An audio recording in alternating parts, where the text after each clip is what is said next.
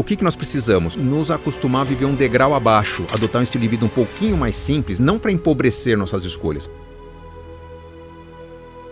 Trabalhar não enriquece. Você já parou para refletir sobre o motivo que leva uma empresa em que você trabalha a pagar o seu salário? Sobre o seu papel e o de seus colegas no dia a dia da empresa? A maioria dos assalariados nunca parou para pensar sobre esse assunto e por isso passa a maior parte do tempo dedicando suor, inteligência, experiência, networking para gerar riqueza aos patrões. Injusto? Na verdade, essa é a realidade e a essência do capitalismo. Se você tem riqueza, convida outras pessoas que não têm riqueza para ajudar a multiplicar o seu capital, dando em troca a elas uma pequena parte dessa riqueza traduzida na forma de salário. Isso é algo que todo trabalhador precisa ter em mente para que, no dia em que sua carreira se esgotar, tenha capital suficiente para viver de renda ou, melhor ainda, investir em um negócio próprio que gere oportunidades para outros tantos trabalhadores sem capital. O problema é que somente uma minoria das pessoas faz isso. No geral, o trabalhador entra em um emprego e se torna dependente dos salários para pagar suas contas mensais. Gasta tanto quanto ou mais do que ganha, não poupa e se aposenta com um padrão de vida muito mais baixo do que o mantido nos tempos de bonança. Além disso, o tempo dedicado para a obtenção de recursos para os patrões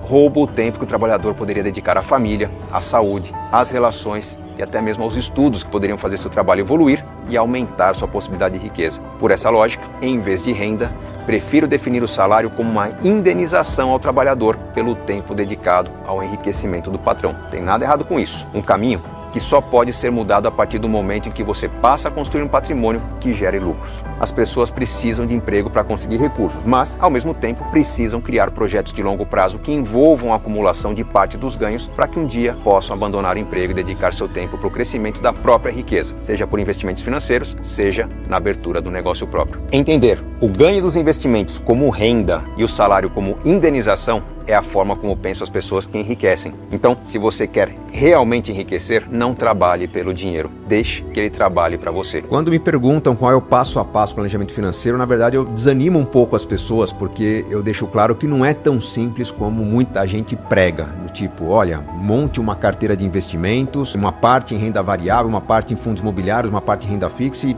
deixa a coisa fluir. Não, não é assim. Planejamento financeiro é concretizar mais coisas na vida. Então, existem alguns passos importantes. Primeiro, é entender onde você está errando. Por exemplo, se você vai a um médico e quer saber por que está com alguma coisa estranha no corpo, se está com cansaço, se está perdendo alguma força, se tem algum sintoma, ele vai pedir para você fazer um exame de sangue para mostrar para você como que está o comportamento do seu corpo diante do que você consome, do quanto que você dorme, o estresse que você vive. Então, ao ver um hemograma ou aquele exame de sangue que detalha triglicérides, glicemia, plaquetas, colesterol, mesmo que você não seja médico, farmacêutico, não tenha nada a ver com a área de biologia, você vai ver aquele hemograma, vai ver os indicadores e perceber se você está fora de algum indicador. Mesmo antes de falar com o médico, você já vai reagir àquele problema. Então, digamos que seu colesterol está elevado pelo exame que você fez. Antes de falar com o nutricionista, antes de falar com o médico, você já vai manter uma distância da manteiga, dos óleos, das frituras, porque o colesterol está elevado. Quando a gente faz um diagnóstico financeiro, é a mesma coisa. Quando a gente pede para as pessoas preencherem um orçamento doméstico, eu sei, talvez metade das pessoas não goste desse exercício. Perde tempo, é uma burocracia, tem que controlar gastos e a pessoa não gosta de números, enfim, mas é um exercício importante para entender as consequências das escolhas, principalmente, por um fator fundamental que é mostrar para as pessoas aquilo que elas não percebem. Todo mundo sabe o quanto gasta com moradia, todo mundo sabe o quanto gasta com grandes gastos, quem tem filho é escola, quem se desloca muito é o transporte, então todo mundo tem uma noção muito clara das grandes contas do orçamento. Quando a gente inclui no orçamento as pequenas contas, é o seu pacote de telefonia, o quanto você gasta nas horas livres, quanto você gasta com lazer, quanto você gasta com restaurante, nesse momento a pessoa começa a se incomodar com o acúmulo dos pequenos gastos e perceber que, puxa, num orçamento em que ela ganha 10 e gasta 8, parece que sobravam 2, mas na verdade estão faltando 2 porque os vários pequenos gastos se acumulam e principalmente muitos deles vão ao longo do tempo, com recorrência, com assinaturas, enfim. Então a gente faz um diagnóstico para a pessoa perceber que às vezes tirar R$100 da assinatura de um serviço que é pouco usado significa não R$100 apenas de economia, mas significa R$1.200 no fim do ano que podem se traduzir numa viagem. Então essa consciência é importante para a pessoa se incomodar, para a pessoa reagir. Consciência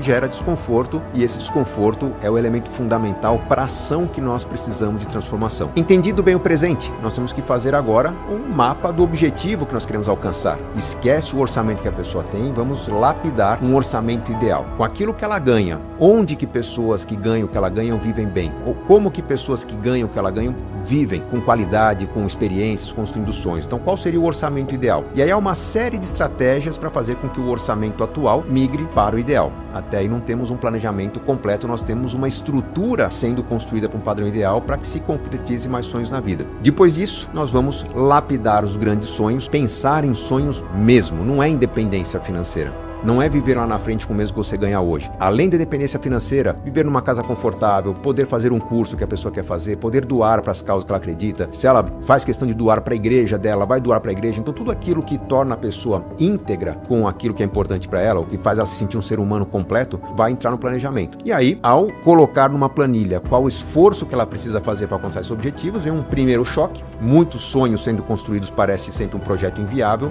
E aí o próximo passo é trabalhar cada um dos sonhos, como concretizá-los, usando menos dinheiro, usando mais eficiência, melhores investimentos, programas de milhagem, uso eficiente de negociações, compras em atacado, parcerias, permutas. Então, uma série de elementos de inteligência que vão fazer com que projetos que levariam 150 anos para acontecer, aconteçam nos próximos 10, 15 anos, e a pessoa vai ter um mapa a ser percorrido. Como consequência desse mapa, ela vai ter uma carteira de investimentos montada, uma carteira que reflete exatamente as necessidades dela. Se entre as necessidades está, por exemplo, um filho fazer um intercâmbio no exterior, parte dos investimentos tem que estar em dólar. Se entre as necessidades está projetos de prazo muito longo, grande parte desses investimentos estará em ativos de longo prazo, tipicamente ativos de renda variável. Mas muita gente acha que o resultado do planejamento financeiro é uma carteira de investimentos montada apenas. E não, nós escolhemos uma carteira de investimentos que garante que os grandes planos da família vão acontecer. Com isso, o resultado do planejamento financeiro, além de uma carteira de investimentos montada, é a certeza de que basta eu manter as minhas velas içadas na posição correta do vento, que aquilo vai acontecer, e vai acontecer desde que eu não evolua em conhecimento. Se eu evoluir em conhecimento, talvez aconteça antes do que o imprevisto, ou melhor do que o previsto. E isso traz uma sensação de segurança, de paz, de tranquilidade, de poder focar no que é realmente importante: família, saúde, vida, trabalho, uma condição que poucas pessoas têm hoje. Nossa vida não é pagar contas. Pessoas que buscam atalhos, aquilo que eu chamo de o longo caminho curto, longo caminho curto porque a pessoa está sempre tentando um caminho mais rápido e vai tentar, vai errar, vai tentar, vai errar, e acaba sendo um caminho muito mais longo do que o esperado, muito mais sofrido, muito mais ansioso, muito mais decepcionante. Essas pessoas se opõem àqueles que buscam o curto caminho longo. O curto caminho longo é o caminho da certeza. Bom, se eu quero independência financeira, eu vou ter um plano de previdência privada ou algo eficiente, mais eficiente que o plano de previdência privada, mas algo similar a ele. Eu vou praticar um certo esforço, uma disciplina, alguns cuidados para não perder essa disciplina, com parcimônia, procurando sempre agregar elementos para que esse projeto seja melhorado. Então, esse é o curto caminho longo. Por quê? Porque é um caminho que, apesar de ser, na prática, no momento atual, parecer mais longo do que o longo caminho curto, a pessoa sabe que vai alcançar aquele objetivo, e a pessoa sabe que pode melhorar com a evolução do conhecimento, com a evolução das suas técnicas, aprimorar tudo isso.